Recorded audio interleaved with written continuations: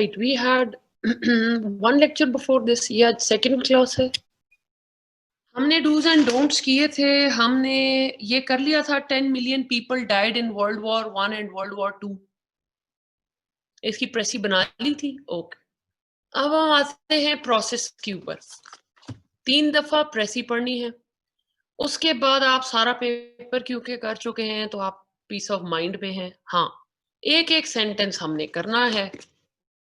Back side पे हम अपने सेंटेंसेस बनाएंगे and once we are done will shift it to the neat side. ठीक है, अब आते हैं how to count the number of words. Did we learn, how did we do this? हमने प्रैक्टिस किया नंबर ऑफ वर्ड्स काउंट करना. Okay, आपका कोई भी पैराग्राफ है, ठीक है, जो आपको प्रेसी में आएगा, ये आपका फॉर इंस्टेंस एक पैराग्राफ है. ठीक है, इसके स्टार्ट में ये इंडेंटेशन है, ये जो स्पेस है दिस इज इंडेंटेशन.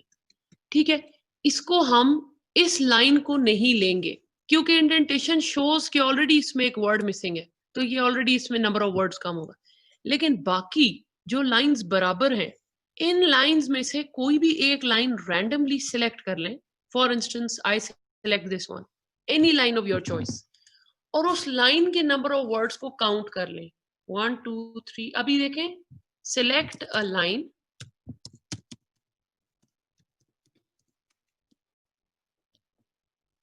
मेरे पास स्क्रीन की बुक है. any paragraph, बच्चे, I am just telling you how to count the number of words. ठीक है, count words in that line, एक लाइन में. फॉर इंस्टेंस मैंने काउंट किए और मेरे बन गए 1 2 3 4 5 6 7 8 9 10. मेरे वर्ड्स बन गए 10. I counted the words in one line and they are 10. Now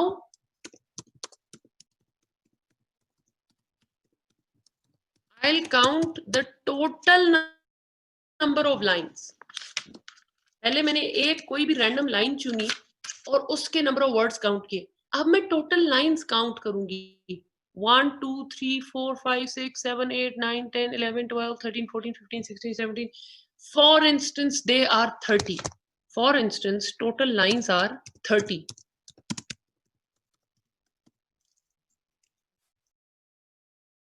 Yes.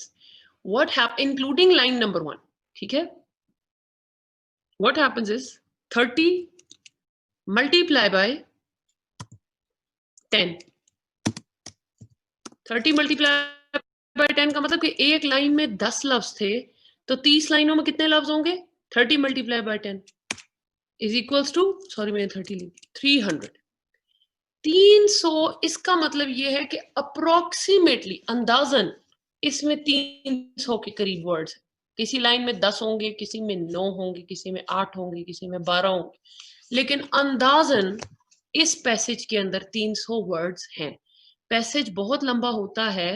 हाँ, पैसेज बहुत लंबा होता है, इसीलिए उसको अप्रोक्सीमेट वर्ड्स निकाल लेते हैं. डजंट मैटर, चेकर को समझ आ जाएगी. आपकी 300 है, किसी के 302 होंगे, किसी के 301 होंगे, किसी के 305 होंगे, किसी के 480 नहीं हो सकते.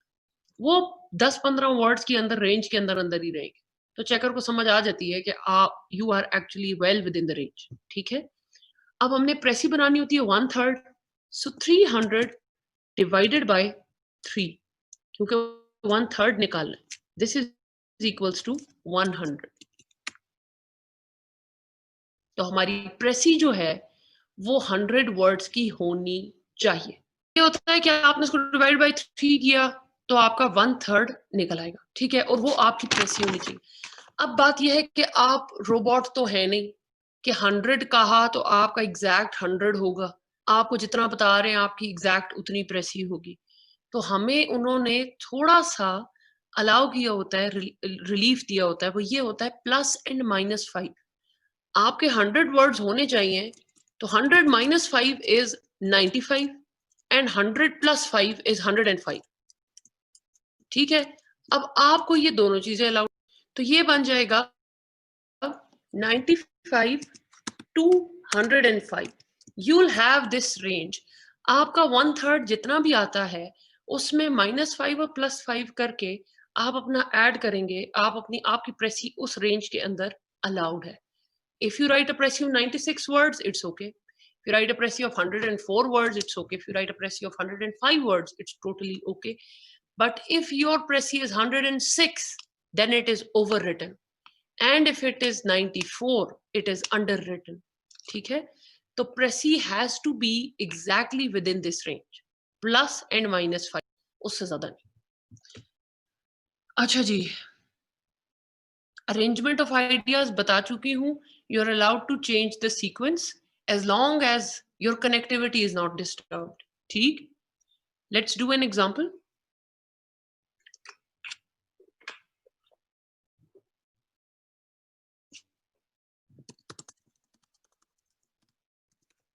There were dogs, cats, hens, ducks, geese, and pigs barking, squealing, crowing, quacking, and growling. All over the farm yard. Ji. Please make a Précis of this. अच्छा, अभी हम आगे जितनी भी Précis काफी सारी practice करते जाएंगे examples. We will not focus on the number of words right now. क्योंकि एक ही जुमला होता है उसके अंदर number of words अभी हम focus नहीं कर सकते. अभी सिर्फ do's and don'ts बाकी जो है ना number of words ignore करके इसमें से क्या चीजें omit करनी है, क्या चीजें add करनी है, Précis कैसे बनानी है, number of words के अलावा बाकी हर चीज फिलहाल focus करें. Number of words का पूरे पैसेज के अंदर तो ख्याल किया जा सकता है, एक सेंटेंस के अंदर इट्स वेरी डिफिकल्ट. ठीक है, ignore the number of words. उसके अलावा growling is sound of only one animal. Different animals were making noise in the farmyard. All the farm animals were making noise. Good. Number of animals making sounds. Correct.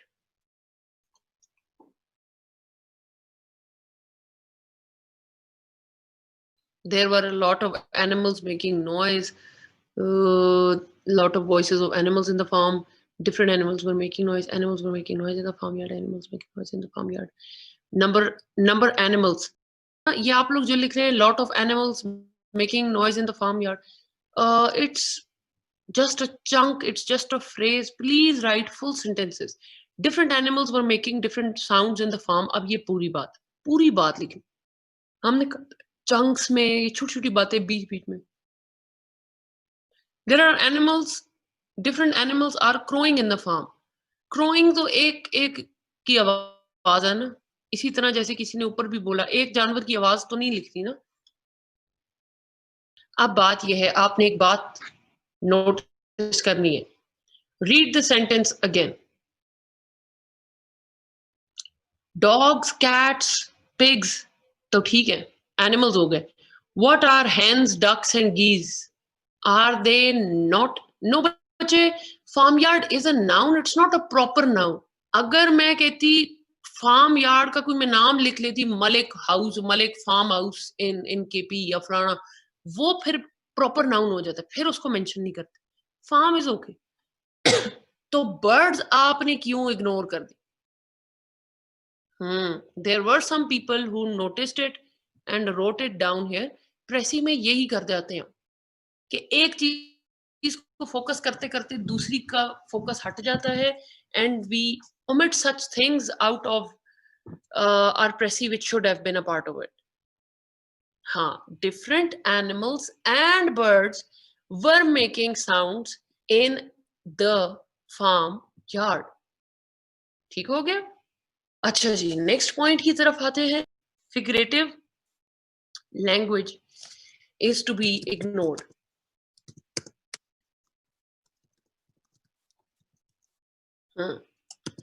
Figurative language क्या होती है कि आप novels पढ़ते होंगे, ये literature का एक काफी इंपॉर्टेंट टूल है to grasp the attention of a reader. वो सिंपल एक बात होगी और उसको इतनी कहानी बना के लिखेंगे कि सूरज गुरूब हो रहा था, उसकी किरणें फैली हुई थी, हर सू फैली हुई थी, और वो गुलाबी सा जो आसमान था उसका ढलती हुई शाम थी और एक बंदा जो था वो एक दरख्त के साए तले बैठा सता रहा था और परिंदे चहचहा रहे थे और हवाएं सरसरा रही थी। अब बेसिकली इस पूरी कहानी में बात क्या थी, शाम का टाइम था, एक बंदा दरख्त के नीचे बैठा था, दैट्स इट। तो आपको फिगरेटिव लैंग्वेज प्रेसी के अंदर बहुत ज्यादा आएगी। हाँ, सीन कई दफा इंसानों के बारे में होता है, उसकी जुल्फें लहरा रही थी, उसकी आंखें चमक रही थी, उसके बाल ऐसे थे, उसके हाथ ऐसे थे, मतलब तो आप सिंपल कहेंगे कि यार एक प्यारी लड़की थी। आपको तो समझ आ जाएगा कि अच्छी तारीफ कर रहा है या बुरी बुरी कह रहा है, तो आप कहेंगे जी एक बहुत बदसूरत लड़की थी। हाउएवर ही इज एक्सप्लेनिंग, लेकिन ये फिगरेटिव लैंग्वेज होता है। फिगरेटिव लैंग्वेज हम ओमिट करेंगे। इसकी एक एग्जांपल करते हैं। मैमल्स वगैरह मुश्किल है ना बच्चे, इस तरह नहीं लिखना, बस एनिमल्स एंड बर्ड्स लिखना है, सिंपल। ठीक है, अच्छा जी। I feel that the ambition which we reach and the success for which we prepare are very often nothing but a missing of a simple road, a troubled wandering among thorns by path and dark mountains। अब ये सारी figurative language. आप इसके पहला part देखें, I feel that the ambition which we preach and the success for which we prepare are, यहां तक ये बात समझ आ रही है कि जी हम कॉमनली जो सक्सेस और जो एम्बिशन जिसके लिए जिसके पीछे हम फिरते हैं या जिसको हम एम करते हैं, वो अक्सर औकात अब आगे फिगरेटिव लैंग्वेज शुरू है।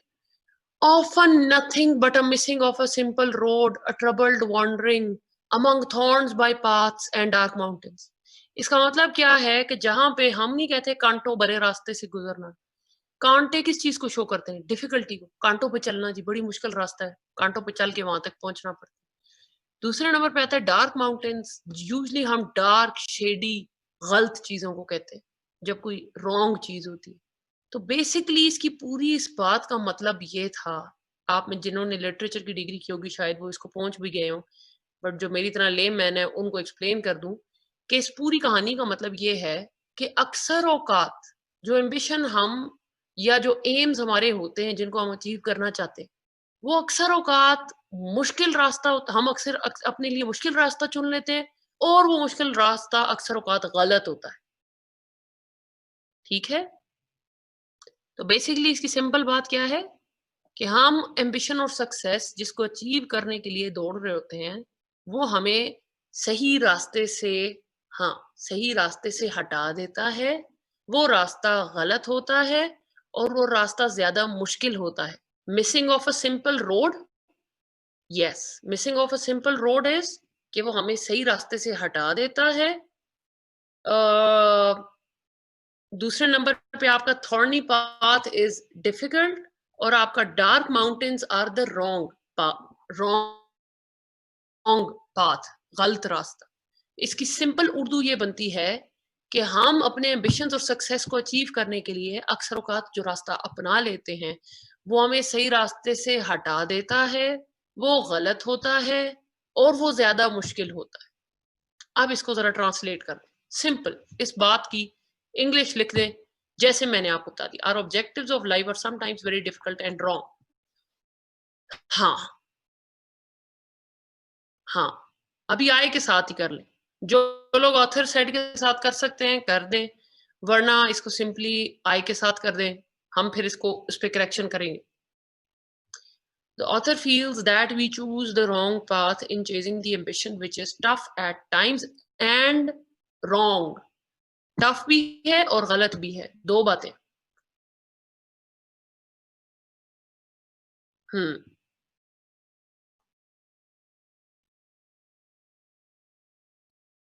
Yes, sometimes the way to ambition we choose is wrong and difficult. Correct.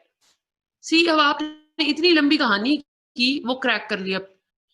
Author feels that we choose wrong and difficult paths to achieve our aims. Good. Sometimes we opt very tough designation, which creates problems in future. ठीक है? Creates कर दे. ठीक है. Journey of ambitions is sometimes feel hard, tough, and wrong. Journey of ambitions is sometimes hard, tough, and wrong. बीच में feel हटा ही दे. Journey of ambitions, Iram. Journey of ambitions is sometimes hard, tough, and wrong. ठीक है, उसमें feel हटा सकते हैं. The author says that sometimes we choose wrong path in fulfilling our aims and dreams, which is difficult also. Wrong and difficult दो बातें उसने की. गुड. आप लोग सारों ने काफी बेहतर कर लिया है. अब मैं अपना शेयर करती हूँ कि मैंने क्या लिखा था. आई feel that the ambition and success which we aim for often takes us away from the right path and involves difficulties. मेरा ये.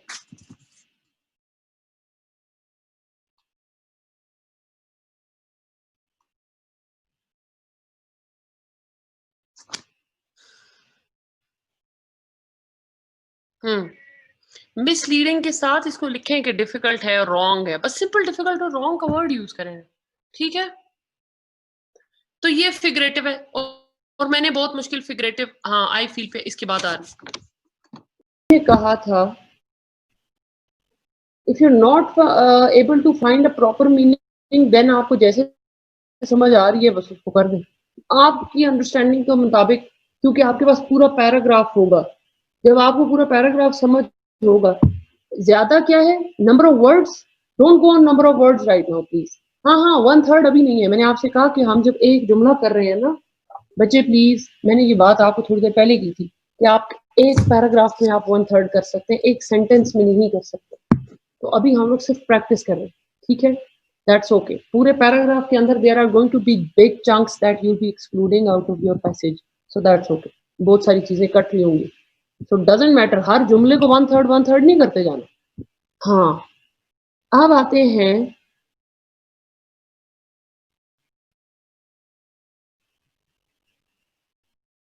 I didn't add preach.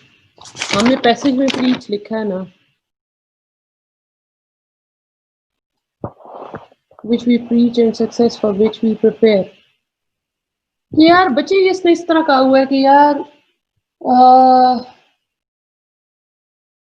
Ambition for which we preach का मतलब ये है कि यार हम ऐसे एम्बिशन जिनको हम बहुत लेक्चर देते हैं कि ऐसा एम्बिशन होना चाहिए, और ऐसी सक्सेस जिसके लिए हम हर वक्त प्रिपेयर करते रहते हैं. बेसिकली बात यही है. प्रीच एंड प्रिपेयर का मतलब यही है कि वो सक्सेस और एम्बिशन जो हम एम करते हैं अपने. ठीक है. अब लेकिन इसमें एक प्रॉब्लम है कि जो मैंने प्रेसी बनाई है अपनी, उसके अंदर मैंने लिखा आई. हमने कहा था no first and second person pronoun. Author feels कह सकते हैं. फील जो है ना, हम कहते हैं ऑथर फील्स दैट, या ऑथर सेज दैट, या ऑथर ओपाइन्स दैट, या author is of the opinion that. ठीक है. अब ये आता है कि हमने कहा था no first and second person pronoun. हम आई यू कभी भी यूज नहीं करेंगे. आई, वी और यू. मैंने तो यहाँ पे आई यूज किया, तो इसका मतलब इसमें जहां पे आई था, I will replace it with one of the following. कुछ सेंटेंसेस अपने पास लिख लें कि जहां भी आई आएगा उसको मैंने किसके साथ रिप्लेस करना है. Number 1, the author feels that.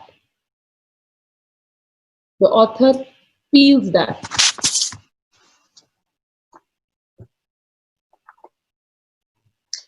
दूसरे नंबर पे लिखें The author states,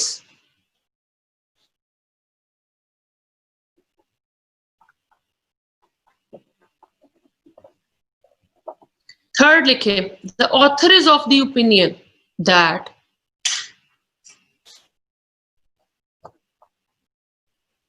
next the author thinks or believes, हाँ defines भी कैसे, the author thinks or believes, उसके बाद है according to the author,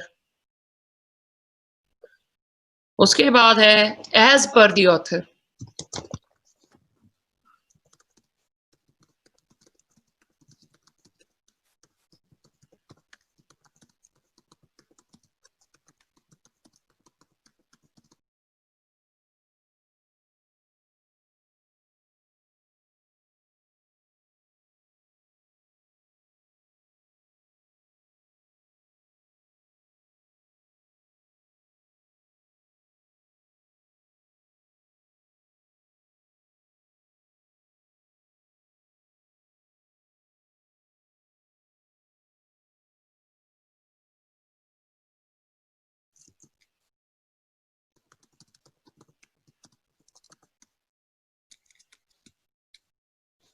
ठीक है, you can write any of these, you can use any of these sentences, as per the author, और उसके बाद है according to the author,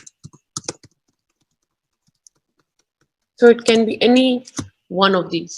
ठीक है, नेक्स्ट एग्जांपल लिखते हैं थोड़ी सी कंपैरेटिवली इजी फिगरेटिव लैंग्वेज की.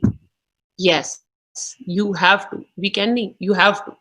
तो ये फिर क्या बन जाएगा, as per the author या according to the author या the author feels that the ambition and success which we will be replaced by they, which they aim for often takes them away. us को कहेंगे them, वो हम direct indirect करेंगे तो you will be good at it कि किसको किस में कन्वर्ट करना. ठीक है, आपकी present tense means it can be out of those four tenses, it can be any present. As per the usage you can change it, but present should remain in present. Any form of present is okay. When it's in past, any form of past is okay. वो आप अपनी बात को करने के time पे आपको feel होगा कि शायद sometimes you'll have to change present perfect, present continuous, present वो, तो that's okay. Indefinite वो आप अपने यूजेज के हिसाब से चेंज कर सकते हैं, that's not a problem. But the major tense, present itself should stay present, past itself should stay past, और future itself should stay in future tense. ठीक है, अच्छा जी, ये हो गई ये बात. them का कॉन्सेप्ट आपको एक्सप्लेन होगा डायरेक्ट इनडायरेक्ट में, don't worry, there is going to be a whole lecture on it. हम वहां पे जब भी डायरेक्ट को इनडायरेक्ट स्पीच में कन्वर्ट करते हैं तो जो आपका अस होता है वो them में चेंज होता है. ठीक है, आप कह रहे हैं एक बंदे ने आपको लेटर लिखा, जो आपको स्टार्ट में मैंने एग्जांपल दी थी, वो बंदा कहता है कि हमें मार पड़ी है. आप ये नहीं कहेंगे कि मुझे मार पड़ी या हमें मार पड़ी. अगर आप लिखेंगे वो तो आप अपना कह रहे हैं, वो किसी बंदे ने खत लिखा जो कह रहा है कि उसको मार पड़ी. आप जब किसी सीनियर को बताएंगे तो आप कहेंगे उन्हें मार पड़ी, them, they were beaten. ठीक है, तो जहां जहां पे अस आता है आप उसको them में कन्वर्ट करते. हाँ, ठीक है, तो ये डायरेक्ट और indirect, that's okay. There is going to be a full length lecture on direct indirect. उस पे मैं आपको एक्सप्लेन कर दूंगी कि हम किसको किस में कन्वर्ट करते हैं डायरेक्ट से इनडायरेक्ट जाते हुए. ठीक, अच्छा जी, next is the hand that rocked the cradle and brought the kids up had kicked the bucket. पहले इसको बताएं, ये कौन सा हाथ होता है जो जो झूला हिलाता है और बच्चों को पाल पोस के बड़ा करता है? Which hand is this? A mother's hand. इसका मतलब ये माँ की बात हो रही. फिगरेटिव है ना, वो सीधा मदर भी कह सकता था, लेकिन उसने जी कहा जी जो झूला हिलाता है और जो बच्चे को बड़ा करती है, उसने बड़ा फिगरेटिव अंदाज में कहा. Has kicked the bucket. Kicking the bucket is an idiom. It means, Zoha is right, it means to die. ठीक है, हाँ, अब बताएं जी कि इसकी प्रेसी क्या बनेगी।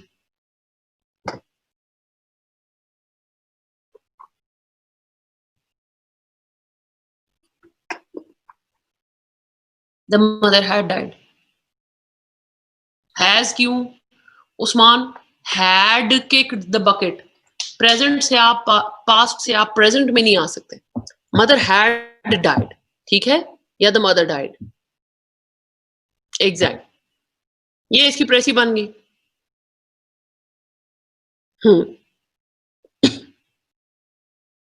करेक्ट। अब आते हैं जी कि आपकी precis is always in indirect speech, ठीक है। आपकी हमेशा थर्ड पर्सन में होगी, आई और वी और ये चीजें नहीं हो सकती। और आपका जो सा टेंस होगा, अच्छा उस्मान आपने लिखा author said her mother died. पहली बात तो ये कि कहीं पे हिम और हर की बात नहीं आई। Author has to remain gender neutral.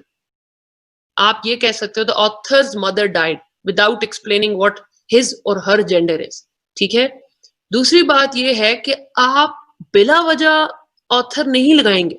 जहां पे आय आ गया ना, अब आय का कोई जवाब नहीं, आय को अब हमने लिखना तो है कुछ ना कुछ करके, वहां पे कह दें the author says that this and that. लेकिन यहां पे कहीं जरूरत नहीं थी ऑथर लगाने की, तो नहीं लगाएंगे, ठीक। जहां पे जरूरी नहीं है वहां पे हम नहीं लगाते। उसमें जो इडियम है वो भी एक्सक्लूड कर दें। Idiom is complex English.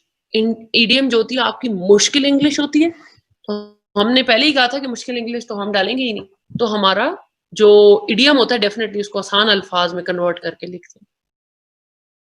There is no use of writing who brought the kids up. एक माँ है, कोई डाउट है कि उसने बच्चे बड़े नहीं किए होंगे, या उसने बच्चे पैदा करके फेंक दिए बस खुद ही बड़े हो। It's obvious. तो हम अनइम्पॉर्टेंट इंफॉर्मेशन को बाय बाय कह देते। तो हमने basically the hand that rocked the cradle and who brought the kids up, इन दोनों को मिला के लिख दिया जी, ये दोनों चीजें माँ है, द मदर, ये माँ की बात होगी इस तरह, ठीक है। तो ये फिगरेटिव लैंग्वेज।